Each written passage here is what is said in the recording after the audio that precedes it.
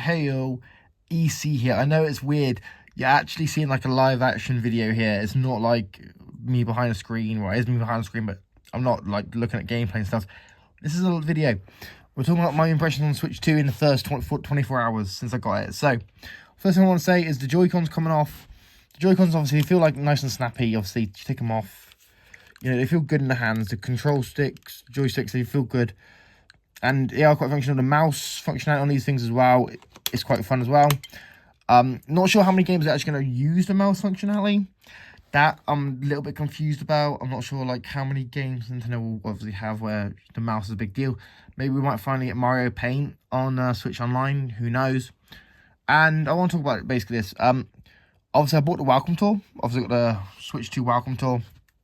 In my opinion, not a bad game. It's not terrible. Obviously, I know a lot of people like, hate on it because it wasn't, a free game. It's just basically tech demos. But for £8, it's nothing like I would lose sleep over, to be honest. Genuinely, I feel like it's quite a good game to showcase, obviously, what you can do to Switch 2. But I do feel like it should have been free. Also, as you can see, it's lent up. I've not got anything leaning behind it. It's because it's got this nice improved kickstand. Because obviously, if you don't know, the Switch 1 had like a very sort of crappy little kickstand that could just fly off if it wasn't done properly. So glad they sorted that issue out. Obviously, the screen's quite big. It's bigger than the original Switch. And obviously, I don't have a Switch 1 to compare it to because, fun fact, I was a Switch Lite user. So I don't actually have an actual proper Switch 2, obviously, compare this with. But when you look at the games they've got that they had released on it at launch, obviously the big one was Mario Kart World. I didn't get Mario Kart World. Mario Kart's not really my game. It's not really my sort of thing. So I just kind of glossed over and ignored that game, which I kind of regret doing now because I could have got it in a bundle for 30 quid. I think I had a friend actually buy the game for £67, which is what it costs in the UK, on the eShop after they already had pre-ordered, obviously, Switch 2, because they didn't get the Mario Kart bundle, which I still think that was a bit silly of them, to be honest. I feel like they could have just got the bundle and been all right. But who knows? I don't like reading people's heads and stuff. So, obviously, when you actually feel this in the thing, it's got some weight to it. There's some nice weight to the Switch 2. But it's also not insanely heavy like, say, the Steam Deck. Because obviously, it's a lot lighter of a system than the Steam Deck. And, yeah, this kind of just has... It's great. Obviously, the YouTube app, for example. I know YouTube, for example, doesn't work on Switch 2 right out of the box. That's a YouTube problem, not a Switch problem, because obviously YouTube needs to actually develop a native app for Switch 2. But I'm sure Google will fix that eventually. Then you also got to think as well, this is it's a Switch 2, obviously. It's, plays a lot of the games from Switch 1. Obviously, Switch 1, I think the only games that aren't playable are like Labo and stuff.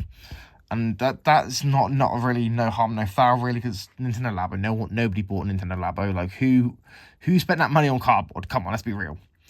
And you just got to think that this is going to have, obviously, a great lineup as the next few, obviously, months and that progress, because we've obviously got, Donkey Kong Bonanza coming out. We've got Kirby Air Ride 2 coming out. And also, the GameCube app on here, I'll be honest, the GameCube app was actually the main reason I bought this, because I wanted to check out these GameCube games and stuff. Where's my mouse? I'm going to get my, send this to my editor and get him to cut that out. Right. So where is it?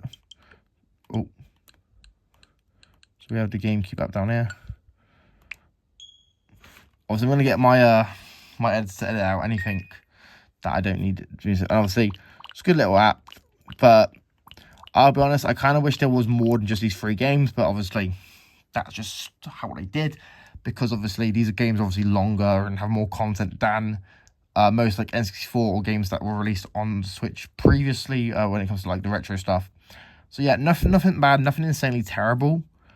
I am kind of hopeful that we will see, obviously this app improve, as well as obviously the library of titles available and improve. And then I just kind of hope Nintendo just keeps investing in making better games. I also kind of hope as well in the future they do a Switch Lite 2. I feel like doing a Switch 2, but as a form factor where you can just take it portably and stuff, would also be a game changer. People would obviously buy that if they didn't want to get the Switch 2 that obviously connects to the TV. I feel that them not doing that at launch is also kind of them leaving money on the table. But who knows? Who knows what Nintendo's thinking right now? But they'll probably actually work on it now, actually, to be honest. Anyway, guys, let me know what you think about this in the comments down below. If you're new, make sure you subscribe, like, share, comment, turn notifications. I'm trying to hit 2,000 subscribers now, guys, so please help with that. And I am also trying to, you know, become a famous celebrity, so make sure you subscribe and all that sort of stuff, you know.